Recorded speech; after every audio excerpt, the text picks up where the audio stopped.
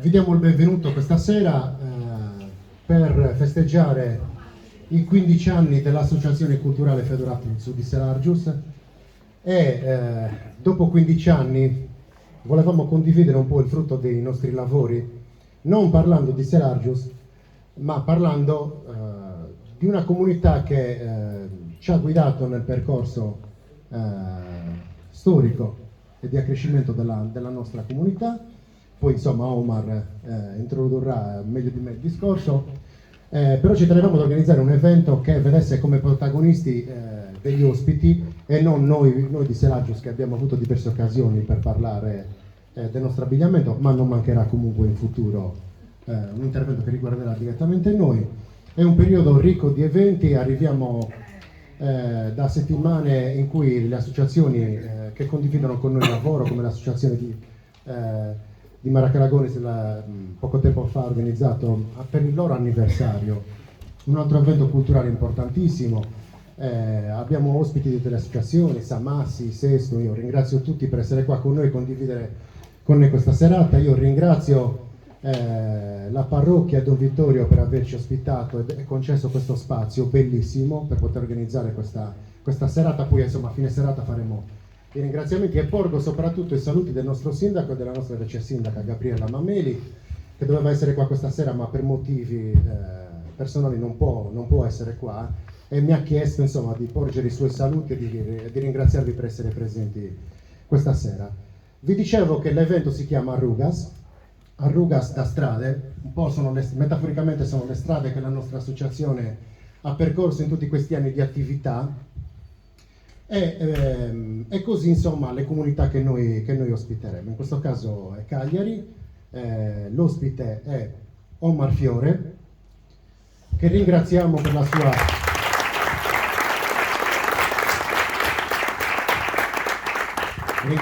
sua disponibilità, perché in realtà ha organizzato praticamente da solo tutto l'intervento di questa serata. Io non mi voglio allungare troppo e lascio la parola subito a Omar Fiore. Grazie.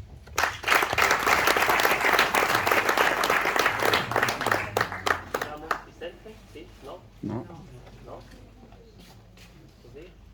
No. No, così? No? Proviamo così? Tonio? Antonio, il nostro tecnico. Tecnico?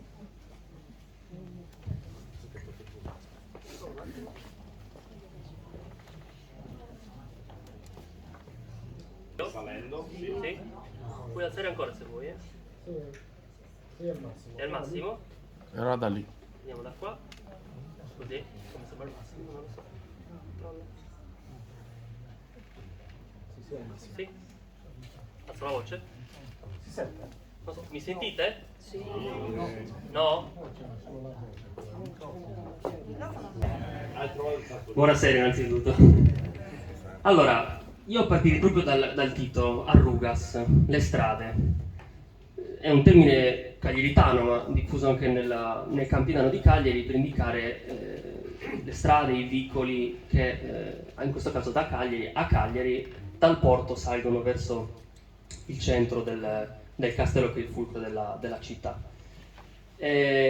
Questo vuole essere, non è una lezione, è quasi un viaggio, un percorso su queste strade, usando come lente di ingrandimento un aspetto che spesso non viene considerato in modo storico, in modo così importante, ovvero il vestiario. Quindi oggi io proverò a raccontarvi, non con le mie parole, ma facendo parlare chi ha vissuto prima di me, ha conosciuto la Cagliari che ormai non c'è più e ha avuto modo di raccontarla, e io così do voce a loro per raccontare a voi. Farei partire l'incontro di oggi in un periodo storico che è il 400. Cagliari ormai è da 100 anni che è affermata sotto il Regno di Spagna. La Spagna ormai ha iniziato a espandere i suoi raggi, le sue radici a Cagliari, e quindi la città prende un po' quelle che sono le sue strutture sociali e poi culturali, vedremo come. Strutture sociali Come? Già dai tempi del Medioevo, alto e basso Medioevo, la società andava strutturandosi in categorie di mestiere, ovvero tante persone che occupavano un aspetto lavorativo in una città reggia come era Cagliari, si riunivano sotto a un'associazione, il gremio, cioè mettersi sotto il grembo di un santo, o della Vergine o di qualche altra devozione, per un po' fare il controllo di quello che diremo noi oggi. Non esisteva il libero mercato, quindi non c'era il concetto di convenienza, risparmio, ma la struttura sociale funzionava per cui tutte quelle persone che svolgevano uno stesso mestiere vivevano con delle stesse regole, ecco, ponendosi sotto il gremio di un santo, appunto. A Cagliari noi abbiamo tutta una serie di gremi, dai più antichi, inizio del 400 sino all'800, che rappresentavano le varie categorie di mestieri di una città grande, ma non così grande come pensiamo noi oggi. E quindi abbiamo i regattieri, cioè i venditori, abbiamo i carratori, i conduttori di carri e buoi, gli ortolani, i pescatori, sono tantissimi gremi, sfiorano quasi la quindicina in base alla tipologia del periodo che prendiamo in considerazione. Su tutti io assolutamente porrei l'interesse su quello che è l'aspetto del gremio dei rigattieri. I rigattieri erano appunto quella struttura di venditori al dettaglio che poi hanno avuto una diffusione incredibile in città, perché come città di mare logicamente aveva uno sviluppo incredibile nello smercio di tutta una serie di materie prime o prodotti finiti che poi venivano distribuiti in città e nel resto dell'isola. Purtroppo non al contrario, questo è da sottolineare. Per parlare di rigattieri mi piace citare Emilio Bonfis, alias Efisio Baccaredda, un cagliaritano vissuto alla fine dell'Ottocento, che così scrive: molti di questi rigattieri è bello il vederli sin dall'albeggiare, ed anche prima, appostarsi negli sbocchi della città, con qualche bicchiere di acquavite nello stomaco. Quindi questo un po' anche per capire che cosa era la società di quel tempo. Questi gremi di mestiere erano molto potenti a livello cittadino, potevano permettersi di regolamentare il mercato, potevano permettersi, in questo caso i rigattieri, di acquistare grandi piazzamenti di terreno, quindi immettere colture, immettere animali, garantirsi la vendita, la produzione, quindi logicamente il peso che queste figure avevano a livello cittadino era incredibile. Spesso e volentieri era anche incredibilmente negativo, e poi vi dirò il perché. Ma non ci sono solo i rigattieri. Io oggi ho deciso di rappresentare alcune delle categorie di mestiere che sono arrivate sino a noi tramite l'uso del costume. E questa tipologia di costumi, di costumanze e di vestire, attenzione, era diffusa nelle propaggini della città. La città vera, per così dire, era il castello, laddove pochissimi cagliaritani in realtà abitavano, ma abitavano diciamo, le classi dirigenti, spagnole prima, piemontesi poi, e così via. Abitavano i popolani negli attigui quartieri, quindi nel quartiere di Stampace, nel quartiere di Villanova e nel quartiere della Marina. A tal proposito, Luigi Colomo ci dice: il quartiere di Villanova aveva una certa analogia, o meglio una certa affinità con quello di Stampace, per la quantità e la qualità delle persone che vestivano il costume. Da ragattiere e da pescatore a Stampace, dove questo costume si vedeva nei due sobborghi del Subrugu e di Santa Rennera, ed esclusivamente da rigattiere in Villanova. Quindi anche qui la città divisa in altri segmenti, quindi Cagliari città in realtà è composta da tante sottocategorie umane e anche, potremmo dire, logistiche oppure topografiche, ecco. E in questi quartieri si dividevano anche i mestieri per motivi di praticità, per cui ad esempio noi conosciamo l'ex MAP, no? L'ex mattatoio, che ora risulta in una zona centralissima di Cagliari, se non fosse che in realtà quella è la parte terminale, Villanova terminava in quella che oggi è Piazza Garibaldi, quindi Mattatoio era immediatamente fuori. Il Casares ci dice che fino intorno agli anni 30 e 40 dell'Ottocento si uccidevano e macellavano gli animali per le strade perché non c'era un mattatoio. Ovviamente le regole igieniche non erano quelle che conosciamo oggi, per cui insomma ci sono un sacco di pettegolezzi molto succulenti che racconta il Casalis, che non tratteremo in questa serata, ovviamente. Voi intanto vedete tutta una serie di immagini che io proietto, sono una minima parte dell'iconografia che riguarda Cagliari. Io penso che Cagliari, perché qua ringrazio Cristiano Cani qui presente, che me li ha fornite,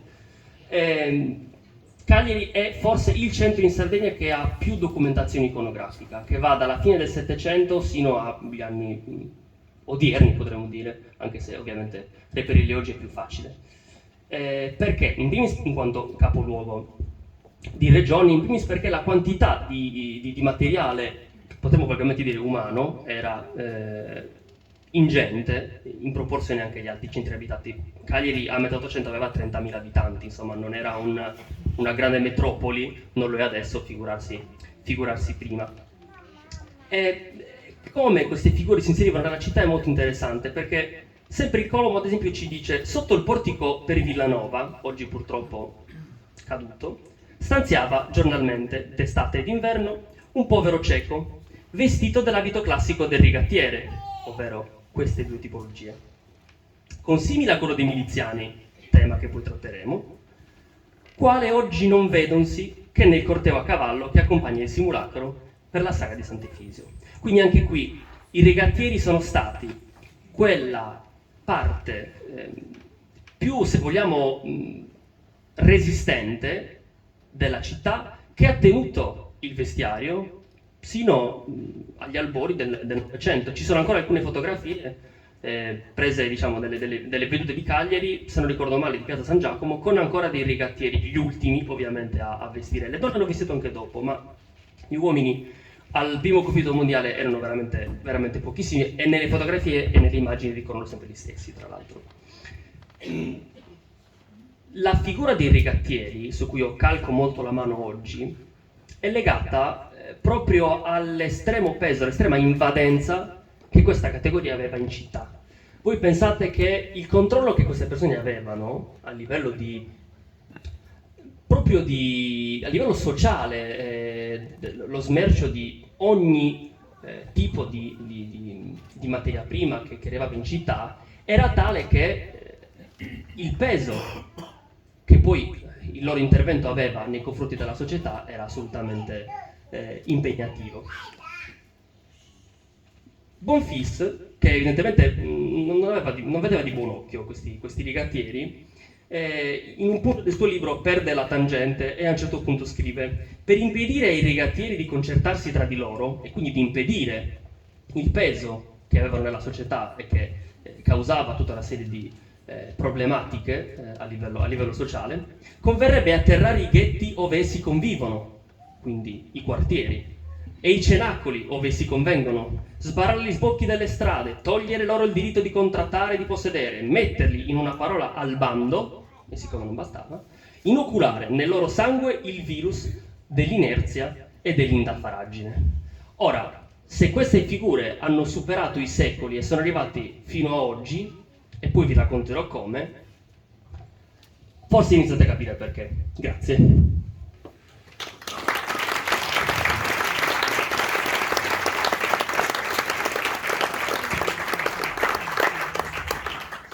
Ma Cagliari non è soltanto confraternite, non è soltanto miliziani, non è soltanto gremi, e tanti di questi aspetti che stasera vi racconterò. E se la società era divisa per zone, per categorie di mestiere, altrettanto lo era per quanto riguarda l'aspetto religioso, che si inseriva in una serie di strutture parallele, potremmo dire, ai gremi, che sono le confraternite. Cagliari può vantare oggi 10 confraternite ancora esistenti sulle 15 originariamente esistenti insomma, quando lo Spano scrive il suo libro. L'importanza che le confraternite hanno oggi è purtroppo troppo poco considerata. Lo dico anche perché sono confratore di questa confraternita che è Santissimo Crocifisso, quindi ovviamente un po' anche mi posso tirare l'acqua al mulino. Ci sono confraternite che nascono 500 anni fa e che ancora oggi continuano a mantenere un aspetto della tradizione, dell'identità di Cagliari, che è inscindibilmente legata all'aspetto del vestiario e all'aspetto della vita associativa. Le confraternite che si occupano della Settimana Santa, ad esempio, proseguono una tradizione che rispettivamente si gioca di un centinaio d'anni l'uno con l'altra, e qui se riuscite a vedere, altrimenti le cito, insomma, sono alcune delle confraternite più antiche di Cagliari, ancora oggi continuano a tramandare quella tradizione che riguarda le ritualità, le liturgie, le paraliturgie della Settimana Santa. Insieme alle confraternite che oggi sono rimaste in attività quelle che appunto svolgono questi riti o il culto dei santi come Sant'Efisio e altre confraternite, la Madonna d'Itria, Santissimo Crocifisso e altre. Ora sono inattive per ovvi motivi quelle che prima si occupavano di accompagnare i morti, siano essi morti naturalmente o meno, come la confraternita del Santo Monte di Pietà, che il solito Bonfils, che prima vi citavo, dice: era una commozione generale di terrore, allorquando vedevasi gironzolare per la città, con la borsa in mano a questuare, i cavalieri della nobile e venerabile arciconfraternita del Monte, vestiti in cani di trasparente mussolina, con la tuba usuale in capo e la buffa appuntata al bavero dell'abito. Questa apparizione, purtroppo, annunziava che uno sciagurato era già in confortatorio per espiare sul patibolo, dopo 24 ore, la pena dei suoi misfatti. Quindi, oggi sono venute meno tante di quelle che erano le originarie finalità delle confraternite.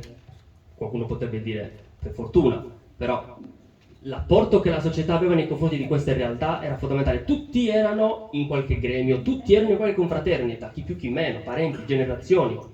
Io stesso conosco, voi pure conoscete, qualcuno di voi lo è, 3, 4 ignote generazioni di confratelli e consorelle o di cantori. I cantori.